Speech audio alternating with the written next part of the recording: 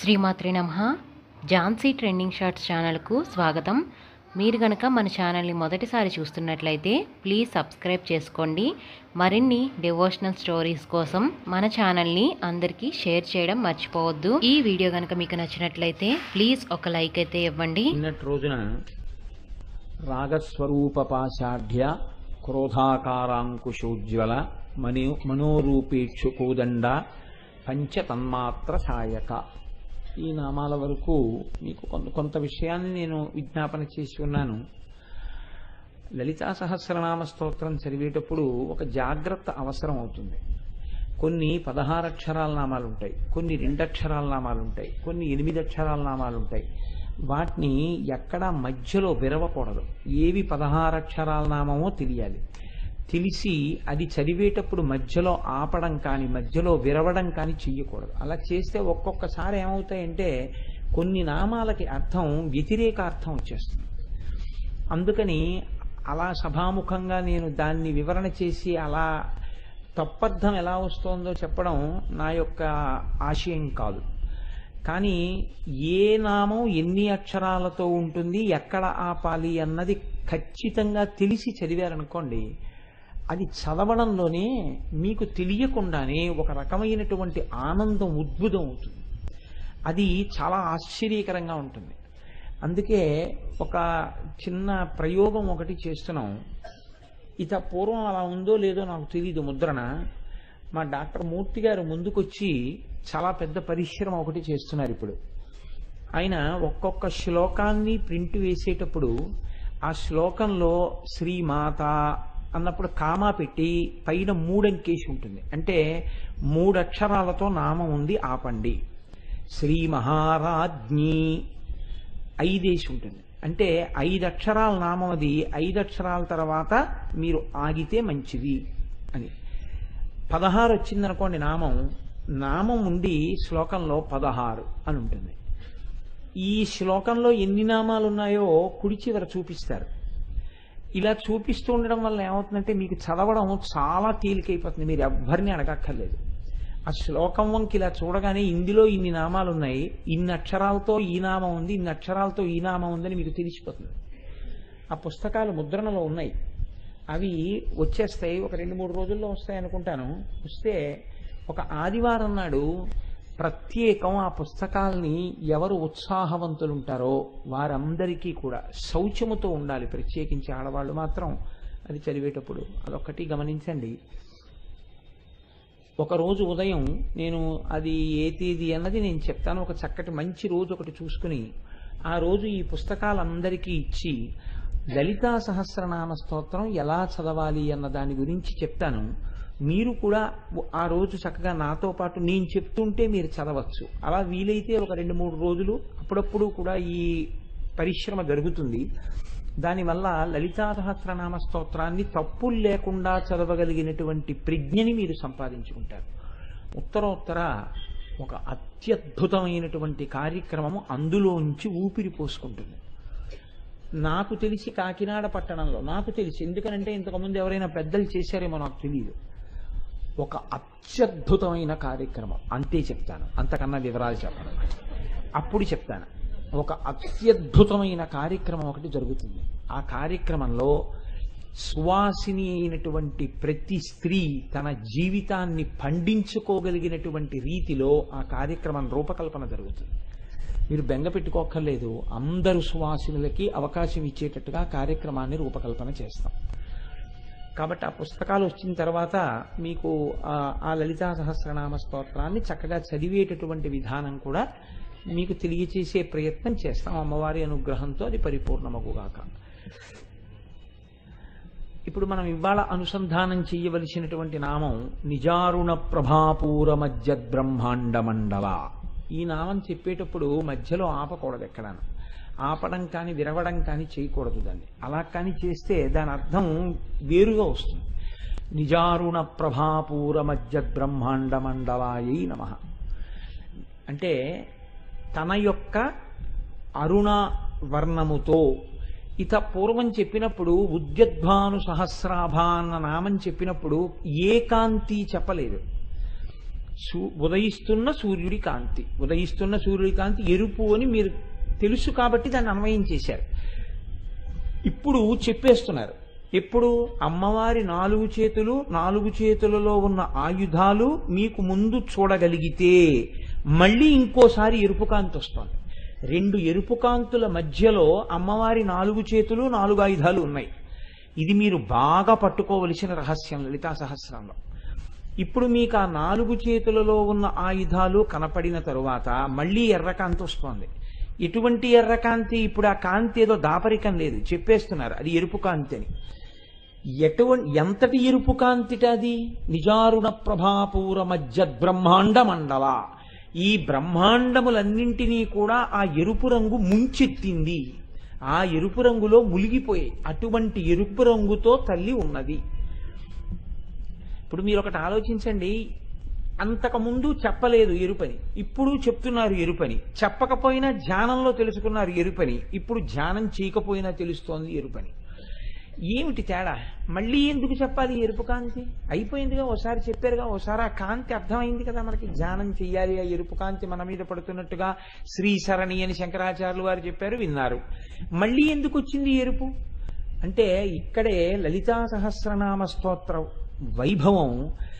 మనిషి జీవయాత్రలో మలుపు తిరిగేటటువంటి స్థితి ఇక్కడే ఉంది.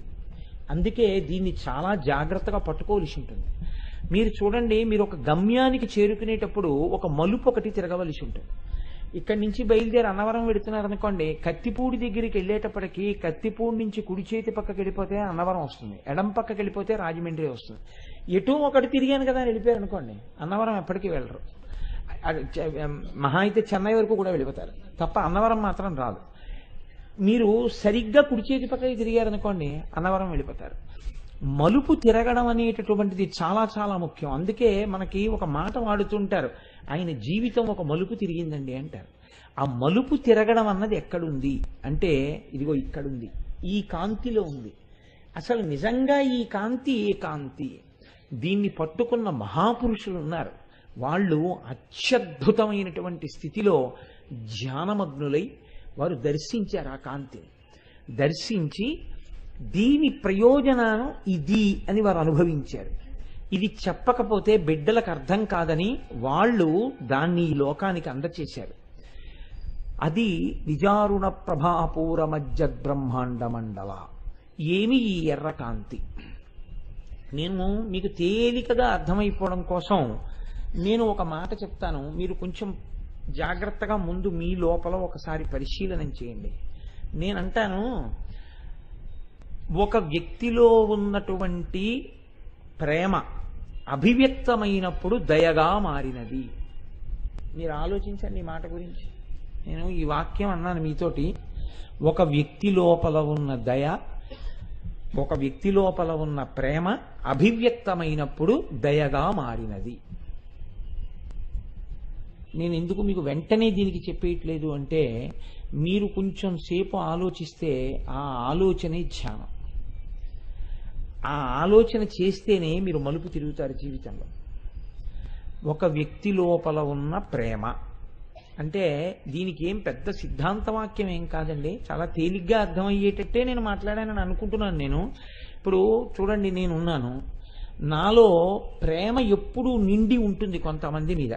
కొంతమంది మీద అన్నమాట ఎందుకన్నానంటే, అంతమంది మీద అయితే నేను ఒక స్థాయి చేరిపోయిన వాడిని అవుతాను.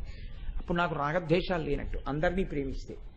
కొంతమందిని అని ఎందుకన్నానంటే, ఉన్న సత్యాన్ని చెప్పడానికి. నేను అంత స్థాయికి ఇరిగిపోయిన వాడిని ఏం కానప్పుడు ఆ ఉదాహరణ చెప్పకూడదు. కొంతమంది మీద అన్నప్పుడు, నా కొడుకు నాకు ఊహలోకి వచ్చాడనుకోండి, ఉత్తర క్షణం నాలోంచి ప్రేమ పొంగుతుంది. నా కూతురు, నాలో ప్రేమ పొంగుతుంది. ఇప్పుడు నా కొడుకు నేను కలిసి భోజనానికి కూర్చున్నాం అనుకోండి, ఇంతలో ఎవరో పట్టుకొచ్చి కొత్తగా మామిడికాయలు వస్తున్నాయి కదా, అందుకని చెప్పి మామిడికాయతో పప్పు తయారు చేశాం, మీరు తినండి అని పట్టుకొచ్చి మా పిన్నమ్మ గారు ఒక ఆవిడ ఇంత పప్పు పట్టుకొచ్చి ఇచ్చారు. వీడు వచ్చాడని నాకు తెలియదురా, వీడు వచ్చాడా పాండిచేరి నుంచి, సరేలే ఏడు వీడు అంటే బయటికి వెళ్ళాడా ఓ పిన్ని అన్నాను. నువ్వు తిను అయితే, మామిడికాయ పప్పు నీకు ఇష్టమని తెచ్చాను అంతే. అంటే నాకు మామిడికాయ పప్పు ఇష్టమని ఏం కాదు, ఒక ఉదాహరణ అంతే. అలా అని మీరు కానీ ఏమో పట్టుకొచ్చారు, అలాంటివి ఏం చేయకండి. ఆ మామిడికాయ పప్పు అక్కడ పెట్టి నేను భోజనానికి కూర్చుంటున్నాను, మా అబ్బాయి వచ్చాడు, భోజనానికి కలిశాడు. సో వాడు అన్నాడు, అబ్బా నాన్నగారండి మామిడికాయ పప్ప అన్నాడు. అంటే నేను అన్నాను, ఒరే నువ్వు వేసుకో, నాకు వద్దు మామిడికాయ పప్పు అన్నాను. నిజానికి నాకు చాలా ఇష్టం, అబ్బా అందులో పిన్ని చేసింది మామిడికాయ పప్పు, పరమ సంతోషంతో నేను అది తినడానికి ఉద్యుక్తుడు అవుతున్నాను.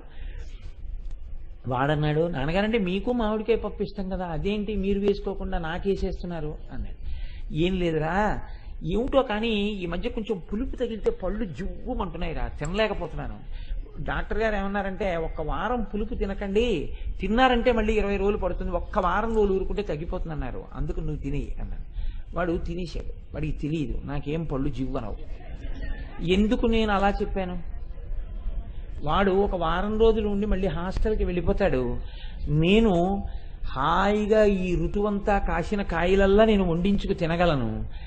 అలా కాదులేరా నీకు ఇష్టం కదా నువ్వు తినంటే వాడు తినడు, నాకు సగం వేసేస్తాడు. అందుకని వాడికి పూర్తిగా పెట్టాలి. వాడికి పూర్తిగా పెట్టడానికి నాలో ఉన్న ప్రేమ వాడికి పప్పు పూర్తిగా తినిపించడముగా అభివ్యక్తమైతే దయగా అభివ్యక్తమైనది కదండి. ఈ ప్రేమ అభివ్యక్తమైతే ఒక్క వ్యక్తి పట్ల మాత్రమే అభివ్యక్తమవుతుంది. అందరినీ నేను అలా ప్రేమించగలనా? తిరుపతి ప్రసాదం పెట్టినట్టు మా ఇంటికి వచ్చిన వాళ్ళందరి కోసం పప్పెట్టే పెట్టి తలకోపిసరు పెడతానేంటి? అలా ఏం పెట్టను కదా. కానీ అమ్మవారి యొక్క ప్రేమ ఎలా ఉంటుందంటేట, ఆ తల్లి ప్రేమ సమస్త బ్రహ్మాండములను ముంచెత్తుతుంది. ఎరుపు రంగుకి గుర్తు ఏమిటంటే అరుణాం కరుణా. మీరు ప్రార్థనా శ్లోకంలో చదువుతున్నారు కదా, అరుణాం కరుణాతరంగితాక్షీం ధృత పాశాంకుశ పుష్పబాణ చాపాం. ఆ తల్లి యొక్క ఎరుపు ఆ తల్లి యొక్క ప్రేమ. అమ్మ అంటే ప్రేమ, అమ్మ అంటే దయ. లోపల ఉన్న ప్రేమ పైకి అభివ్యక్తమైతే దయాగుణము. అమ్మ యొక్క ప్రేమ అభివ్యక్తమైతే దయగా. ఆ దయయందు లోకములన్నీ మునిగిపోతున్నాయి. ఎందుకు మునిగిపోతాయి అంటే, ఆవిడ ఆబ్రహ్మకీట జనని. ఆవిడికి వీళ్ళకే నా ప్రేమ వీళ్ళకి నా ప్రేమ ఉండదని లేదు, అందరికీ తన ప్రేమను ఆవిడ పంచిపెట్టేస్తుంది. అది అమ్మ యొక్క గుణం. కడుపున పుట్టిన పిల్లల్లో ఒకడు బాగా చదువుకుంటున్నాడని, లేకపోతే ఒకడు వ్యాయామం చేస్తున్నాడని, లేకపోతే ఒకడు ఐఏఎస్ అవుతున్నాడని, ఒకడు బిఏ పాస్ అవ్వలేదని అమ్మ ఒకడికి అన్నం తక్కువ పెట్టి ఒకడికి అన్నం ఎక్కువ పెట్టదు. అందరికీ అన్నం పెడుతుంది. ఇంకా ఆ మాటకొస్తే, ఎవడు అందరికన్నా బలహీనుడో, ఎవడు అందరికన్నా వృద్ధిలోకి రాలేదో వాడి మీద అమ్మ మమకారం ఎక్కువగా నిలబడిపోతుంది. అమ్మవారి యొక్క మమకారం కూడా అంతే. అందుకే ఆవిడలో ఉన్నటువంటి ప్రేమ వ్యక్తమైతే దయగా ఈ బ్రహ్మాండములనన్నిటినీ ముంచెత్తినది. ఇది ఎలా ముంచెత్తినది, దీని రూపమేమి అని అడిగారు. అంటే దీని రూపమేమి అంటే, నా యందు నా పుత్రుడి పట్ల ప్రేమగా దయగా అభివ్యక్తమైతే మామిడికాయ పప్పు వాడికి పెట్టడంగా అభివ్యక్తమైంది కదండి. ఒక ఉదాహరణకి మీరు భావించండి, తేలిగ్గా అర్థమవుతుందని అలా అంటున్నాను. అమ్మవారి ప్రేమ అభివ్యక్తమైతే దయగా ఎలా అభివ్యక్తమైంది అని అడిగారు.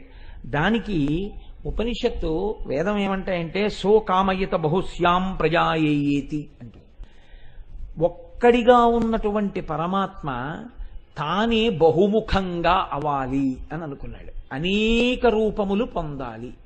మనం చూడండి, ఒక చిత్రమైన లక్షణం ఉంటుంది. కెమెరా అనేటటువంటిది పట్టుకుని ఒక ఆయన నించున్నాడు అనుకోండి, ఎంతటి ఆ స్థాయిలో ఉండవలసినటువంటి వాడైనా, ఎంత పెద్ద మనిషి అనిపించుకున్న వాడికైనా ఓ విర్రి బుద్ధి పుడుతుంది. ఏదో పిల్లలు పెద్ద పెద్ద టోపీలెట్టుకు తిరిగారనుకోండి తిరుపతిలో, అందరూ పెద్ద మనిషి అనుకున్న ఆయన ఏం చేస్తాడంటే, పిల్లలు ఇద్దరి దగ్గర 2 పెద్ద టోపీలు ఇచ్చుకుని తనోటి పెట్టుకుని తన భార్య కోటి పెట్టి ఆవిడ భుజం మీద చెయ్యేసి ఇంతమందిలో ఫోటో తీయించుకుంటాడు. ఎందుకు వచ్చింది ఈ బుద్ధి నీకు? ఎందుకు నీకు ఆ పెద్ద టోపీ, మీ ఆవిడకో టోపీ పెట్టడం ఏంటి, ఫోటో తీయించుకోవడం ఏంటి అంటే, కెమెరా కనపడేటప్పటికీ ఫోటో తీయించుకోవాలన్న కోరిక పుట్టి తన వేషం కొత్తది పెట్టి ఫోటో తీయించినది అక్కడ ఎట్టుకు చూసుకుని విషవాయ్ అని మురిసిపోతుంటాడు. అలా ఈశ్వరుడికి కూడా శోకామయతి, లోపల నుంచి ఒక కోరిక పుట్టింది. ఏమని? ఇలా ఒక్కడిగా కాదు, నేనే అనేకమవుతాను, బహుశ్యాం ప్రజాయేతి, అనేకమవుతాను. ఈ కోరిక పుట్టినప్పుడు హింసించడానికి కాదు, తాను అనేకులుగా అవ్వాలనుకున్నాడు. ఇప్పుడు ఇదంతా ఎవరు? అమ్మవారే. సహస్రశీర్ష పురుష, ఆ తల్లే. ఇప్పుడు అనేకమయ్యేటప్పుడు ఆయన అనుకోగానే అభివ్యక్తమైన ఆయన కోర్కే రాగము అంటారు. అది ఎరుపుతో సంకేతిస్తారు. మార్పు ఏదైనా ఎరుపుతో సంకేతిస్తారు. ఒకడు అనేకమైతే అమ్మవారిగా అభివ్యక్తమైంది ఆ ఎరుపు రంగుగా. అందుకే సృష్టిక్రియ ఎరుపు రంగు చేత చెప్పబడుతుంది. సృష్టి చేసేటటువంటి వాడు బ్రహ్మగారు. బ్రహ్మగారు ఏ రంగులో ఉంటారో అని అడిగారు అనుకోండి, ఎర్రగా ఉంటారు. బ్రహ్మగారు ఎర్రగా ఎందుకుంటారు అంటే ఒక్కటే కారణం, సృష్టి అనేటటువంటిది రజోగుణ సంబంధమైంది. రజోగుణం ఎరుపుతో కూడుకుని ఉంటుంది. అయితే మరి అమ్మవారికి కూడా రజోగుణం ఉందా? అది కాదు అక్కడ లక్షణం. ఈ ఎరుపు చిక్కబడిపోతే తెలుపులోకి వెళ్ళిపోతారు. అంటే ఈ ఎరుపు సంసారం పట్ల వెళ్ళిందనుకోండి, రాగముగా నిలబడిపోయిందనుకోండి సంసారం మీద, అది పతనావస్థకు పనికొస్తుంది. ఈ ఎరుపు అమ్మవారి వైపుకి తిరిగిందనుకోండి, అమ్మా అమ్మా అమ్మా అమ్మా అని భక్తితో నిలబడగలిగాడు అనుకోండి, మోక్షం వైపుకి వెళ్ళిపోతాడు. ఈ ఎరుపు చిక్కబడడం తెలుపుని చేరుకోవడానికి పనికొస్తుంది. ఇది అమ్మవారు మనకి చెప్పేటటువంటి పాఠం. ఈ ఎరుపు వల్ల ఆ ఒక్కడు అనేకమయ్యాడు. మళ్ళీ నువ్వు ఆయనలోకి కలవడానికి నీలో రావలసిన ఎరుపు ఈశ్వరుడి మీద ప్రేమ. భగవంతుడి పట్ల భక్తి నీయందు ఏర్పడితే, నీ హృదయము ఈశ్వర భక్తి చేత రాగరంజితమైతే నువ్వు ఈశ్వరుడిలో కలిసిపోతావు. అప్పుడు అది రజోగుణం అవదు. అది సత్వగుణము కన్నా గొప్పదైనటువంటి శుద్ధ సత్వాన్ని దాటి ఈశ్వరుడి యందు చేరుకోవడానికి మార్గం అవుతుంది. ఇన్ని చెప్పడం ఆ తల్లి బ్రహ్మాండములనన్నింటినీ తన ఎరుపు కాంతి యందు ముంచుట కాదు. ఆ ఎరుపు కాంతిలో ముంచడం వెనకాతల ఒక పెద్ద రహస్యం ఒకటి దాక్కుంది. మీరు కొంచెం జాగ్రత్తగా ఆలోచిస్తే, నేను అప్పుడప్పుడు ఈ విషయాన్ని, ఈ ఉపమానాన్ని వాడుతూ ఉంటాను. మీరు చూడండి, సుఖము అని ఒక మాట అంటాం, దుఃఖము అని ఒక మాట అంటాం. రెండు మాటలు వాడుతుంటాం. దుఃఖము సంగతి అలా పక్కన పెట్టేసేయండి, సుఖము అన్న మాట తీసుకోండి. సుఖము అంటే మీరు ఎన్నిటితో సుఖాన్ని అనుభవిస్తుంటారు సాధారణంగా? 5: కన్ను, చెవి, ముక్కు, నాలుక, చర్మము. ఈ 5తోటే ఒక్కొక్క దాంతో కోటేసి సుఖాలుంటాయి. ఎన్ని సుఖాలైనా ఈ 5తోటే అనుభవిస్తారు. మీరు కొంచెం జాగ్రత్తగా ఆలోచించండి, మీకు ఒక విషయం బయటకు వచ్చేస్తుంది. ఒక వ్యక్తి ఉన్నాడు, ఆయనకి చక్కగా ఉంది, శరీరం అంతా హాయిగా ఉంటుంది. ఈశ్వరుడు ఏం చేశాడంటే, ఒక ప్రయోగం చేద్దాం, ఇలా ఉంటే అలా ఉంటుందో అని కన్నులు ఇచ్చాడు. ఆ కన్నులకు చూసే శక్తి లేదు. ముక్కు ఇచ్చాడు, ఆ ముక్కుకు వాసన చూసి వాసన పసిగట్టగలిగిన శక్తి లేదు. నాలుక ఇచ్చాడు, రుచి చెప్పగలిగిన శక్తి లేదు. చర్మం ఇచ్చాడు, దానికి స్పర్శ శక్తి లేదు. ఇప్పుడు దానికి శబ్ద, స్పర్శ, రస, రూప, గంధ 5 శక్తులు లేవు, తన్మాత్రలు. ఈ 5 తన్మాత్రలు తీసేసి 5 జ్ఞానేంద్రియములను మాత్రం ఉంచాడు. ఇప్పుడు నాకు ఒక విషయం మీరు చెప్పండి, పైన బ్రహ్మాండంలో ఎన్ని అందాలున్నాయి, ఇతనికి ఏమైనా సంబంధం ఉంటుందా? ఎన్నో అందాలున్నాయి. గులాబీ తోటలున్నాయి, జలపాతాలున్నాయి, పెద్ద పెద్ద రాజగోపురాలున్నాయి, అందమైనటువంటి లోకంలో పుష్పవాటికలున్నాయి, చక్క చక్కటి కోనేరులున్నాయి, ఈశ్వరమూర్తులున్నాయి. ఇతను ఏమైనా చూస్తాడా? ఇతను అనుభవించేది ఏం లేదు, ఎందుకంటే ఇతనికి కళ్ళు లేవు. లోకంలో ఎన్నో సంగీతాలున్నాయి, ఎన్నో ధ్వనులున్నాయి, పక్షుల కలకూజితాలున్నాయి, ఎన్నో ఉన్నాయి. అతను ఏమైనా అనుభవిస్తాడా? ఏం వినలేడు, చెవులు అతనికి వినే శక్తి లేదు. కొడుకొచ్చి ముట్టుకున్నాడు, కూతురొచ్చి ముట్టుకుంది, భార్య వచ్చి ముట్టుకుంది, గురువు వచ్చి ముట్టుకున్నాడు, పక్కవాడు ముట్టుకున్నాడు, ఎవరు ముట్టుకున్నా అతను ఏమైనా తెలుసుకోగలడా? అతనికి తెలియదు. నిప్పెట్టారు, అతనికి తెలియదు. నీరెట్టారు, అతనికి తెలియదు. అతను చూడలేడు, అతను వినలేడు, అతనికి స్పర్శజ్ఞానం లేదు. అతని నాలుక మీద బొగ్గు పెట్టినా నవిలి మింగేస్తాడు, అతని నాలుక మీద బూంది లడ్డు పెట్టినా నవిలి మింగేస్తాడు. కారణం ఏంటంటే అతనికి ఏమి తేడా తెలియదు, రుచి లేదు. ఇప్పుడు శబ్ద, స్పర్శ, రస, రూప, గంధ ఈ 5 అమ్మవారు వెనక్కి తీసేసింది అనుకోండి. ఈ 5 నేను తీసేస్తున్నాను వ్యక్తుల్లోంచి అందనుకోండి. మీరు ఒక్కటి ఆలోచించండి, ఇంకా సుఖము అన్న మాట లోకంలో ఏమైనా ఉందా? ఏం లేదు. ఇక పైన బ్రహ్మాండంలో అందాలన్నీ ఉన్నాయి, మీకెందుకు పనికిరావు. బ్రహ్మాండంలో శబ్దాలన్నీ ఉన్నాయి, మీకెందుకు పనికిరావు. బ్రహ్మాండంలో ఎన్నో స్పృశిస్తాయి, మీకెందుకు పనికిరావు. ఎన్నో రుచులున్నాయి, మీకేం సంబంధం లేదు. మీరు ఎందుకుంటారు అంటే, ఆకలంటూ ఓటేస్తుంది, కళ్ళు లేవు, నా నోటికి రుచి తెలియదు. కాబట్టి కబంధుడని రామాయణంలో ఒక ఆయన ఉంటాడు. అలా ఇలా తడుగుతారు, ఏదో తగులుతుంది. అది ఒకవేళ తన కడుపున పుట్టిన పిల్లాడే అవ్వచ్చు, వాడికి ఏం తెలియదు కదా.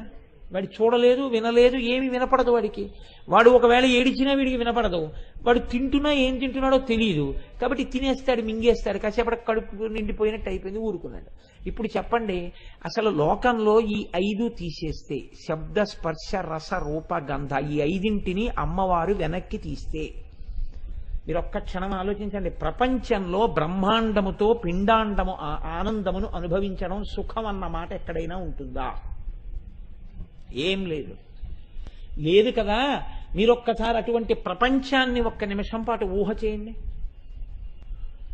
భయంకరంగా ఉంటుంది, పరమ భయంకరంగా ఉంటుంది అటువంటి ప్రపంచం. ప్రపంచం ఇంత సంతోషంగా ఉందంటే, నేను చెప్తున్నాను మీరు వింటున్నారంటే, ఇన్ని వేల కళ్ళతో మీ అందరూ నన్ను చూస్తున్నారంటే, మీరు వెనకనున్న అమ్మవారిని చూస్తే, నేను చెప్తున్నది మీ జ్ఞాననేత్రంతో చూడగలుగుతున్నారంటే, ప్రసాదం తింటున్నామంటే, ఇవన్నీ ఎవరిచ్చిన శక్తులు? ఆ తల్లి పట్టుకుంది. పంచతన్మాత్రసాయక. అమ్మ పిల్లల పట్ల పనిచేస్తుంది. పిల్లాడంటాడు, అమ్మా అమ్మా నేను వాళ్ళ ఇంటికి వెళ్ళానమ్మా, బ్రెడ్ హల్వా తిన్నానమ్మా, ఎంత బాగుందోనమ్మా అంటాడు.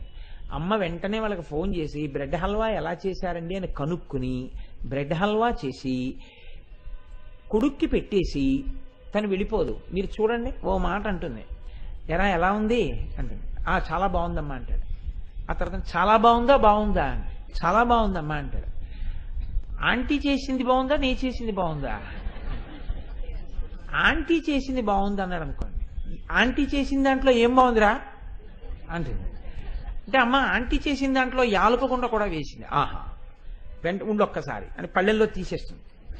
తీసేసి గబగబా 4 ఏలక్కాయలు కొట్టేసి గుండె చల్లేసి తీసుకొచ్చి అక్కడ పెడుతుంది. ఇప్పుడు వాడు తినే, అమ్మ ఆంటీ చేసిన దానికన్నా ఇది చాలా బాగుందమ్మా, నువ్వే బాగా చేసావని అనుకోండి. అమ్మ గజారోహణం చేసినంత సంతోషపడిపోతాడు. ఇప్పుడు పెట్టేయడం ప్రధానమా, పిల్లాడు సంతోషించడం ప్రధానమా? అమ్మకి అనుభవించి పిల్లాడు సంతోషించడం అమ్మకి ప్రధానం. బ్రహ్మాండంలో అందాలు పెట్టి పిండాండం అనుభవించకుండా చేసేస్తే అమ్మతనానికి సంతోషం ఏమిటి?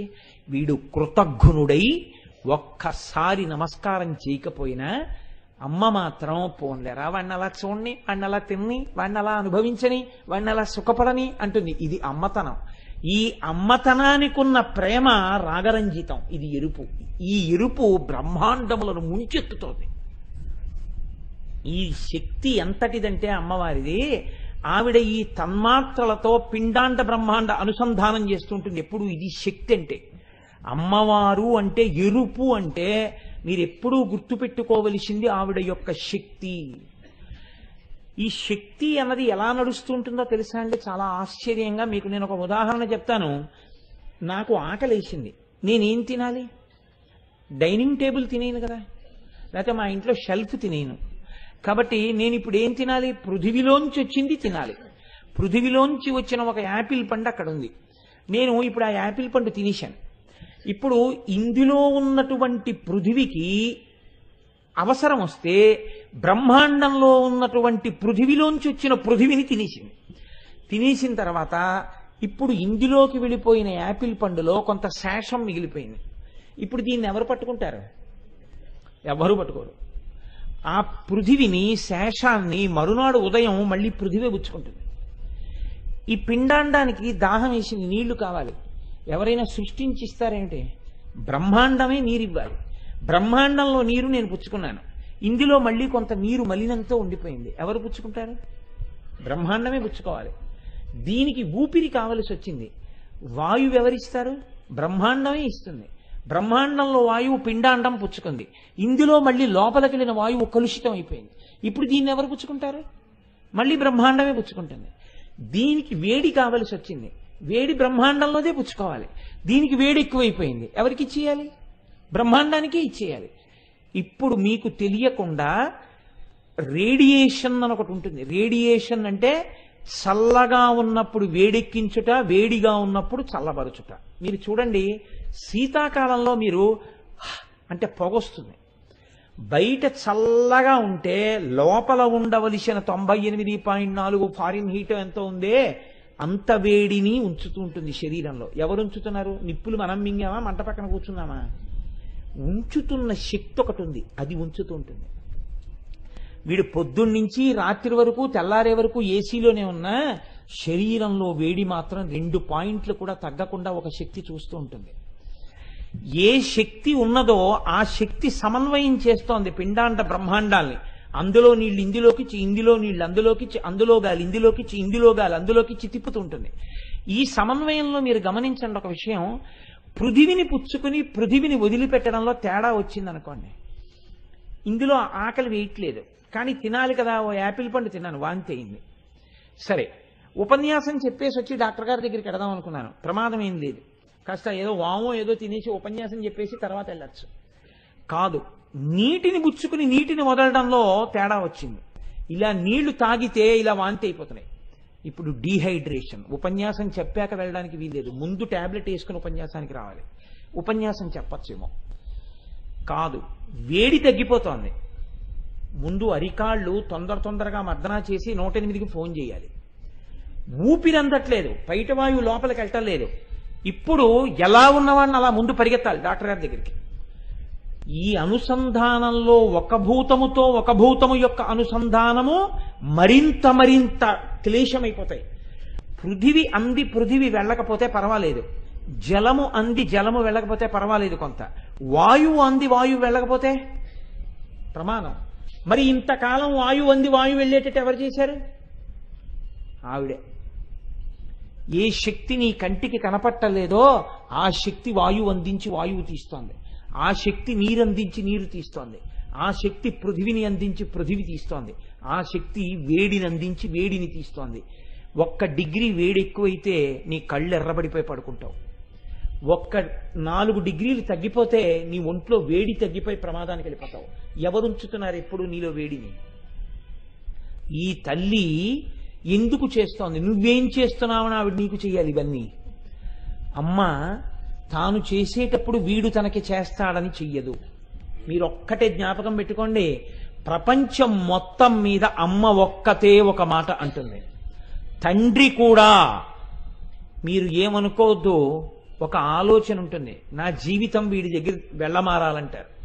కాబట్టి వీడిని ఇంత చదివిస్తున్నానంటే రేపు వీడు ప్రయోజకుడైతే నాకు కీర్తి, నాకు భద్రత అనుకుంటాడు. అమ్మ మాత్రం ఏమంటుందో తెలుసా అండి? వాడు రేపు ఏదో అయి తనకేదో ఇవ్వాలని కోరుకోదు. వాడికి ఏదైనా అనారోగ్యంగా ఉంటే ఆవిడంటుంది, నాన్న నా ఆయుర్దాయం నువ్వు పోసుకుని బతుకంటుంది. అంటే నీ ఆయుర్దాయం తీసి వాడికి ఇచ్చేస్తే నువ్వు వెళ్ళిపోతే పర్వాలేదంట. మరి వాడు రేపొద్దున నీ ఆయుర్దాయం పుచ్చుకుని వాడు పెద్దవాడైతే, వాడు గొప్పవాడైతే నువ్వు చూడవా? నాకు అక్కర్లేదంట. మరి నీకేం కావాలి? వాడు అలా ఉంటే నాకు చాలు, నాకేం అక్కర్లేదంట. ఇది అమ్మతనం. అమ్మ కృతజ్ఞత కోరని వ్యక్తి ప్రపంచంలో ఎవరైనా ఉంటే అమ్మ ఒక్కతే. అందుకే ఒక మహాపురుషుడు ఏం చేశాడంటే, చనిపోతూ ఒక చీటీ రాసి పెట్టెలో పెట్టి, ఒరేయ్ నేను వెళ్ళిపోయిన తర్వాత మీరు దీన్ని చూడండి రా అన్నాడు. ఆయన చనిపోయిన తర్వాత చీటీ తీశారు. పిల్లలు మాట వినేవారు కాదు, తండ్రి మాట. అందులో ఆయన వరుసగా రాశాడు.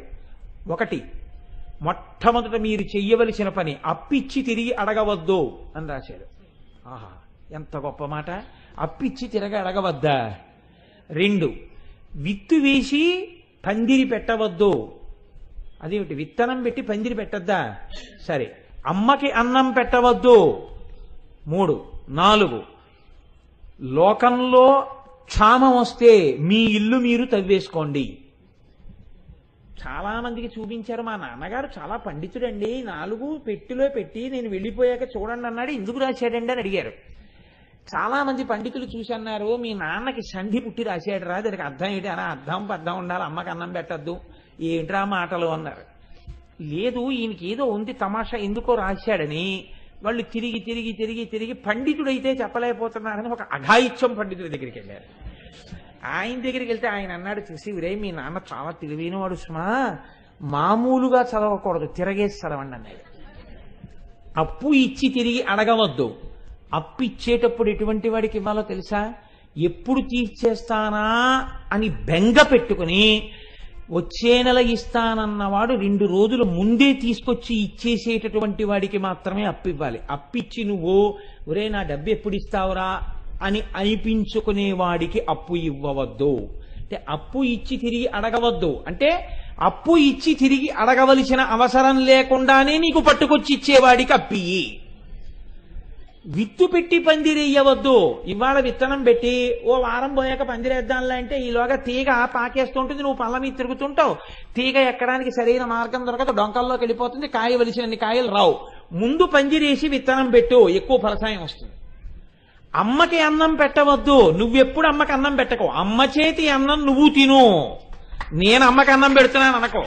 మా అమ్మ చేతి అన్నం నేను ఇంకా తింటున్నానండి, నా అదృష్టమను. 4, దేశంలో క్షామం వస్తే నీ ఇల్లు నువ్వు తవ్వుకో. దేశంలో క్షామం వస్తే ఇల్లు తవ్వుకోవడం ఎందుకో? ఇంకా ఎక్కడా ఎవరికి ఒకరికొకరు పెట్టుకునేటటువంటి రోజు ఉండదు కనుక నీ ఇంటి కింద మీరు పనికి మాలిన వాళ్ళని ఒక పాతు పెట్టాను, అప్పుడు అది బయటికి తీసుకుని బతకండ్రా అని మీ నాన్న పాతు పెట్టాడు రా అన్నాడు. అబ్బా, మా నాన్న ఇంతటి ప్రేమైకమూర్త తెలుసుకోలేకపోయాం. ఎంత మంచి మాటలు చెప్పాడని ఆ 4 కొడుకులు మారిపోయాడు. ఇప్పుడు తండ్రి చెప్పిన మాటల వెనక పరమార్థం ఎటువంటిదో, అమ్మవారు చేసేటటువంటి పంచతన్మాత్రల యొక్క సమన్వయమునందు, బ్రహ్మాండ పిండాండ సమన్వయమునందు, పంచతన్మాత్రలతో మనం అనుభవించేటటువంటి సుఖములకు అమ్మవారు మన దగ్గర నుంచి ఏం కోరుకుంటోంది? ఆవిడ కోరుకుంటే అమ్మ కాదు. ఆవిడ ఏమీ కోరుకోదు. ఏమీ కోరుకోకుండా మన అందరం సంతోషంగా ఉండాలని కోరుకున్న అమ్మతనం యొక్క అనురాగమే రాగరంజితమైన ఆ ఎరుపునందు మునిగిపోయిన బ్రహ్మాండాలు. అమ్మయందు ఆ ఎరుపు లేకపోతే, ఆ అమ్మ ప్రేమలో నువ్వు మునగకపోతే ఇవాళ నువ్వు ఉండడం అన్నదే ఉండదు. అదిరా అమ్మవారి ప్రేమంటే. కాబట్టి నిజారుణ ప్రభాపూరమజ్జద్బ్రహ్మాండమండల, ఆవిడ ఎరుపులో ఈ బ్రహ్మాండములు మునుగుతున్నాయంటే ఆ అరుణిమ ఆవిడ యొక్క కరుణ. ఇది పట్టుకున్న మహాపురుషుడు ఎవరో తెలుసా అండి? శంకర భగవత్పాదులు సౌందర్యలహరిలో చెప్పారు. ఎంత అందంగా చెప్పారో చూడండి మహానుభావుడు. అరాళా కేశేషు ప్రకృత సరళా మందహసితే శిరీషాభా చిత్తే దృషదుపల శోభాకుచతటే భృశంతన్వీ మధ్యే పృథురురసిజారోహ విషయే జగత్రాతుం శంభోర్జయితి కరుణా కాచిదరుణా అన్నారు. అరుణ అమ్మా, నీ ఎరుపు కరుణ. పరమేశ్వరుడి యొక్క కారుణ్యమే నీ ఎరుపుతనంగా బయటికి వస్తోంది. అమ్మా, నువ్వు ఎటువంటి దానివో తెలుసా? అది శంకరాచార్యుల వారి ప్రజ్ఞ అంటే అనుభవించిన మహాపురుషుడు. ఆయన అంటారు, అరాళా కేశేషు, అమ్మా నీ ఒంటి మొత్తం మీద వంకర టింకరలుగా ఉన్నది ఒక్కటే ఉంది. ఏమిటది? నీ జుట్టు ఒక్కటే, నొక్కుల జుట్టు. అందుకని ఇప్పుడు అది అందమా అందవికారమా? వంకర టింకరగా ఉండడం ఎవరికైనా తప్పే. అమ్మవారి దగ్గర వంకర టింకరగా ఉన్నది ఒక్కటే ఉందన్నారు ఆయన. ఏదమ్మా అన్నారు. కేశేషు, నీ జుట్టు. అంటే అమ్మవారు ఏమనాలి? పక్కున నవ్వాలి. ఎంత గొప్పగా చెప్పావాయ్ శంకరా అని. అరాళా కేశేషు. మిగిలినవన్నీ సరళంగా ఉన్నాయా? ఉన్నాయి. కానీ అమ్మ నన్ను బాగా హత్తుకున్నది ఏమిటో తెలుసా? ప్రకృత సరళా మందహసితే. తెచ్చి పెట్టుకుని ఎప్పుడో ఓసారి 6 నెలలకోసారి మాత్రమే నవ్వే శుద్ధమైన నవ్వు కాదు. ప్రకృత సరళ. అసలు నీ నవ్వుక అలవాటు. అసలు ఎంత పరిశుద్ధంగా ఉంటుందంటే నీ నవ్వు, అమ్మ పిల్లాడిని చూసి, పిల్లాడు చేసిన అల్లరి చూసుకుని, పిల్లాడి యొక్క విషయాలు చూసుకుని మురిసిపోయినట్టు. నాకు ఒక్కొక్కసారి చూసి సౌందర్యలహరి శ్లోకాలు గుర్తొచ్చి తన్మయుడనైపోతుంటాను. ఒక్కొక్కసారి పిచ్చాడు నిలబడినట్టుగా నిలబడిపోతుంటాం ఇలాంటివి జ్ఞాపకానికి వస్తే. అమ్మ ఆశీర్వచనం 33 కోట్ల మంది దేవతల ఆశీర్వచనానికి కొన్ని కోట్ల రెట్లు పైన ఉంటుంది. అంత గొప్ప ఆశీర్వచనం. అమ్మ నిండు మనస్సుతో మాట్లాడినట్టు లోకంలో ఎవ్వరూ మాట్లాడలేరు. అటువంటి మనస్సు అమ్మ మనస్సు. కనుక అమ్మా నీ ప్రేమ ఇటువంటిదని తెలిసిన తరువాత మీరు అమ్మవారికి నమస్కారం చేయకుండా ఎలా ఉండగలరో నాకు చెప్పండి. ఇప్పుడు మీరు ఏ నామం చెప్పినా ప్రేమతో మీరు తిరిగి ఏమనాలి? అమ్మా అనాలి. అమ్మా అని మీరు అన్నప్పుడల్లా ఎక్కడికి వెళ్ళినట్టు? లలితా సహస్రం మొదటికి వెళ్ళిపోతున్నట్టు. మీరు చూడండి, భజ గోవిందం భజ గోవిందం గోవిందం భజ మూఢమతే అనో శ్లోకం చెప్తారు. చెప్పి ఇంకో శ్లోకం చెప్తారు, మూఢజహీహి ధనాగమ తృష్ణ కురు సద్బుద్ధిం మనసి వితృష్ణ అంటూ మళ్ళీ భజ గోవిందం గోవిందం భజ మూఢమతే అంటుంటారు. శంకరాచార్యుల వారు అలా అనమని రాయలేదు, అలా అనలేదు ఆయన. కానీ అది ఏమైపోయిందంటే ఇది తెలుసుకోగానే వెంటనే మళ్ళీ ఒక్కసారి గోవిందా అంటాం. కాబట్టి భజ గోవిందం అంటాం. లలితా సహస్రనామ స్తోత్రమునందున్న గొప్పతనం ఏమిటంటే మీరు ఏ నామాన్ని అనుభవించినా వెంటనే అబ్బా అమ్మా అంటారు. అన్నప్పుడల్లా శ్రీమాత అంటుంటారు. అంటే మళ్ళీ మిమ్మల్ని ముందుకు తీసుకెళ్ళిపోతుంటుంది. ఇలా మీ మనసులో ఎన్ని మాటలు శ్రీమాత అని ప్రేమతో తన్మయత్వంతో మనస్సులో ఆప్యాయత నిండిపోయి ఆర్ద్రత నిండిపోయి మీ నోటి వెంట వస్తోందో అంతగా ఆవిడ ప్రీతి చెందుతుంది. నా బిడ్డడు దారిలోకి వచ్చాడు, అమ్మ ఎరుపు మీకు అర్థమై ఆ ఎరుపుని మీరు సమన్వయం చేసుకోవడం క్రియాశక్తి పూర్తవడం. ఇప్పుడు మీరు తిరిగారమ్మ వైపు. ఇందుకోసం ముందు 4 చేతులు 4 ఆయుధాలు, ముందు ఎరుపు వెనక ఎరుపు కనపడితే తప్ప తల కనపడదు. తల ఎందుకు కనపడదు?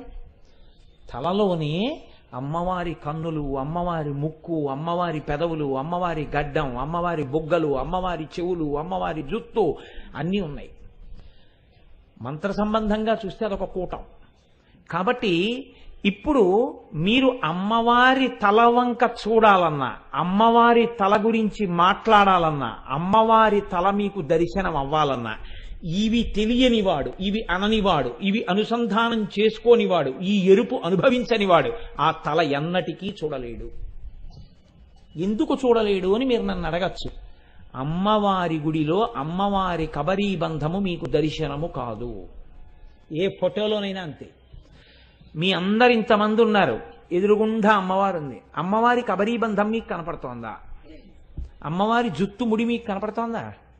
అమ్మవారి జుత్తు ముడి మీద పెట్టుకున్న పువ్వులు మీకు కనపడుతున్నాయా?